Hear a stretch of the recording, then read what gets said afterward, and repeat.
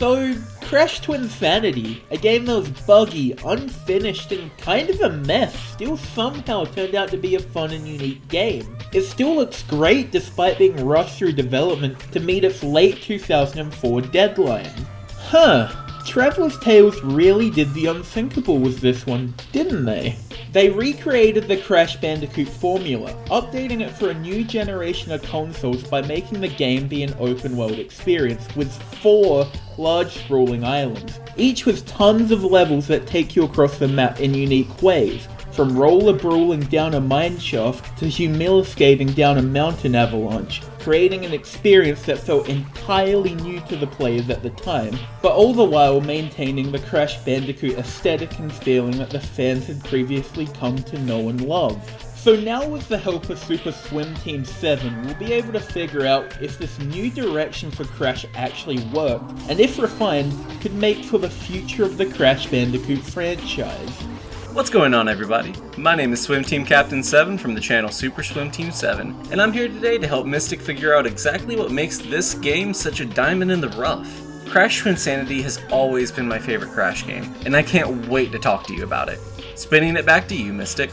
Crash Twinsanity takes place 3 years after the previous game, and it follows Crash and Cortex's previous enemies, having to team up to stop the evil twins, which are parrots that were sent to the 10th dimension by Cortex as a child, who've now returned to destroy their home island. That's really all you need to know though, as the game isn't super story focused, it's just sort of there to explain why you're going to each location, and especially why Crash and Cortex have now teamed up. Now the biggest part of any platformer is never the story, as that is not their main focus, but gameplay and controls are. Well, let's just say Twinsanity feels great to play, which is quite surprising seeing as how rushed the game was. It controls like your typical Crash game, you jump, slide and spin, but being given only that in an open space isn't enough, so they need to add to it. The once unlockable double jump is now part of Crash's main set of moves, and his body slam can now break lock crates without any upgrades due to the different nature of how the level structures work, and it would be pretty pointless re-unlocking these moves for the second or third time in the series. GBA games. In addition to those moves, the whole Crash teaming up with Cortex thing is brought into the gameplay with sections where you control the two together doing a few different things.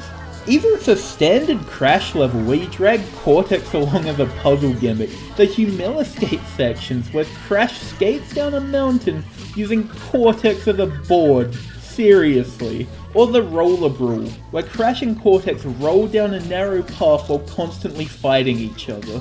You've also got the Doc and Mock sections where Cortex is being blindly chased by an animal of some kind, so Crash has to quickly activate switches and pull levers to save him. Cortex also has his own gameplay sections which involves you being given a gun, while also adding a small hop and dive to his moveset. The gun tends to lock onto an enemy if you're standing in their general direction, but it's a bit finicky. It also would have been great if there was a lock-on strafe rather than just the terrible left and right strafe buttons that the game gives you. Also, I don't know why the dive exists. It really does nothing and it doesn't help you at all. You also have Nina Cortex, which is Cortex's my daughter, niece! What he said. She's basically like Crash, but if he had a barely functioning grapple hook, and that's about it really. I guess one weird noteworthy thing to add is that the Aku Aku and Uka Uka masks in this game have been nerfed, but I think the change was just made in an attempt to add extra difficulty to a game that's quite short, being only 5 hours long. Crash Twinsanity was nothing if not ambitious. The way it mixed up so many different styles of gameplay made the game so much fun. I've always loved the variety this game brings to the table. Twinsanity is at its best when it blends all the best parts of the game together at once. And all of that really comes together in Humiliskate. This is a level where the non-stop hype of the acapella soundtrack blends perfectly with the cartoony aesthetic and humor of the game. The level starts with Cortex trying to figure out a way down the mountain, when Crash pushes him off the balcony and jumps on his back and starts riding Cortex down the mountain SSX Tricky style. This level is a non-stop rush. You work your way down the mountain, jumping over ravines, avoiding angry homicidal penguins, and causing as much physical harm to Cortex as possible. And the soundtrack only gets more and more intense, egging you on as you make your way through the level, just narrowly avoiding all the danger happening around you. This is one of my all-time favorite levels from any game ever. The gameplay is great, it's funny, it has a great soundtrack, it really just combines all the best parts of Twinsanity into one exhilarating level that's just definitive of what exactly Twinsanity brings to the Crash series, and what makes Twinsanity such a great game in general. What I actually think made Twinsanity great is the fact that it breathed new life into an old concept that was becoming quite repetitive, but sadly there just wasn't enough here. 4 open world levels in the span of 4 to 5 hours just isn't long enough for when the game was released. Sure, there was obviously some time constraints, but it feels almost like too much detail was put into certain level scenes, which that time could have been better spent adding more content to these levels.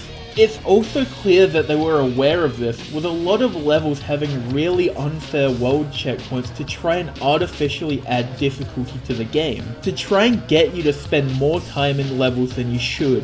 What I think should be done if they decide to follow this formula again for a new Crash game, is that they should keep the style, maybe even add a few more levels, maybe 10 at max, but make each level last longer than an hour.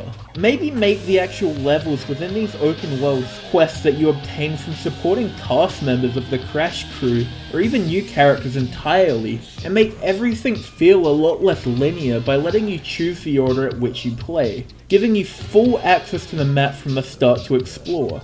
You can maybe even traverse around by using the previous one-off vehicles from Crash 3 and Crash the Wrath of Cortex to make it speed up your movement. Kind of like the scrapped hoverboard idea that is still somewhat accessible in the exact right moment of a certain level. It wasn't even finished enough to have a model, but you can actually move around with it. Something along those lines I think could be more achievable now than it ever was before, so it'd be great to see it. One thing that is already great to see is the 4 environments you actually are given to visit and explore, with those being Sanity Island, Iceberg Lab, the Academy of Evil, and Twinsanity Island. Now, while more open than the linear hallways of Crash games before, the levels that take place in these locations are still very straightforward.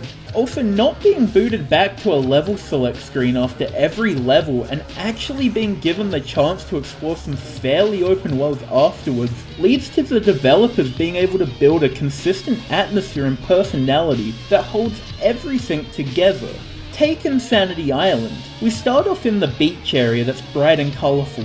There are some tribal looking symbols and statues around, but it's very minor. You make your way to the caves and it's still just as bright and colourful, and it's inhabited as well, as there are pathways and primitive elevators helping you to navigate around. Then you make it to the centre of the island. The natives of the island are running around and roaming the area. More of their statues and writing are plastered around. They have outposts to monitor the area, and from the mechanisms they have in their village, it shows they would have been the ones to build the elevators and the mines. I think these levels are what future Crash games should see, as they can still set a path, but they have an optional open space to go looking around for gems. I think that would have worked quite well in the sense that you could take a small break from the main game for a little while just to explore. I still feel like it could have been built upon more though. Maybe if it went with something more similar to early Ratchet & Clank, where there would be an option of going down 2 or more paths, not all leading to something necessarily important, but it still breaks up gameplay and makes the world feel more alive, as you can see more of it being interacted with, and it also makes you experience the sense of exploration. Those could be good additions to help the game feel more expansive. But one way Twinsanity already breaks up the gameplay to stop it from getting too stale from its repetitiveness is switching characters every now and again for certain levels and level types. This combined with the open world nature makes it more of a game you'd play in a binge-like sense and less of one that you'd play in a lot of small sessions, like the games before it. One of the most memorable things about Crash Twinsanity is its soundtrack. The soundtrack was recorded by the a cappella group Spiral Mouth. If you don't know already, a cappella means that the entire soundtrack was done with vocals alone, no instruments involved whatsoever. So just imagine a bunch of guys in a recording booth making all these weird noises with just their mouths and throats alone. And I think that's a perfect stylistic choice that really suits the game well and adds to the cartoony aesthetic and the chaotic energy that Twinsanity's known for. It's part of what gives Twinsanity such a strong identity and really helps add to the memorability of the game and its levels. And it's also one of the factors that sets Twinsanity apart from other Crash games. It seems like a lot of other people have picked up on this too, because I've noticed a lot of YouTubers using music from the game's soundtrack. And for good reason. This game has such an amazing, solid 10 out of 10 soundtrack. And I've never gotten to claim a single time while I used it either. So I mean, hey, small wins, right? To this day, Crash Twinsanity still looks good. It's a colourful and cartoony game with a nice variety of level environments. It runs at 16:9 widescreen on the Xbox version, and well, it does suffer a little. Now, I haven't really played this on an original Xbox, but playing this game on the 360 made the game lag a lot, with all the details in the environments, and I really don't understand why. I've played the game on the PS2, and it's never been this bad, so maybe it has to do with the emulation, or it could be the condition of my disc, I'm not 100% sure. What I am sure of is Lex Lang is the definitive Cortex. Wow, did I really write this? Anyway, Twinsanity was the first game in the series to replace Clancy Brown, aka Mr. Krabs, with Lang, and it's very fitting with the tone of this game. The original Cortex just wouldn't suit the mood this game was going for at all, but this new version that's a lot less serious is perfectly brought to life by the performance by Lex. He's not a complete joke and still seems like a sinister threat, but he's not overly serious and he can come off as even a little goofy. The rest of the actors do a fine job with their roles, but I just thought Lang's performance was really worth mentioning. Also, the humour brought into this game should just now be the staple of mainline Crash entries. It's fast, self-aware, and also has an understanding of the people who play Crash games. Everyone. What I mean by this is 1 minute you'll have a fart joke and the next they're talking about incest. Literally. Now it may sound like we're repeating ourselves, but Twinsanity has one of the most unique Crash soundtracks, maybe even the most unique video game soundtrack at that. It leads to the songs all coming off a little silly, but they surprisingly fit in with the feeling of the game's world, and I don't think there's a single track that doesn't fit the level. Now, being a rush game, it comes off as very unpolished in a lot of areas. The bugs, broken animations, missing sound effects, and just how short the game is really speaks for itself. But if you don't want to take my word for it, then take Cortex's. Come now as we explore a new dimension! It should have been 2 new dimensions, but we ran out of time. The only thing that really saves this game is just how fun it is to play. Now, if the game was given more time to be worked on, it could have been something even more special than what it already is today. Now, I'm not saying this game needs a remaster, especially if it's just fueled from Activision's greed of owning a new money-making IP. I would be fine if the original team from Oxford came back to finish what they started, but if not, I think it should be either left alone in the past, or maybe included as a bonus in one of the new Crash games, just so it could be remembered the way it deserves to be. Fun fact, in Crash Twinsanity, there's so much cut content to talk about that I think it needs its own video.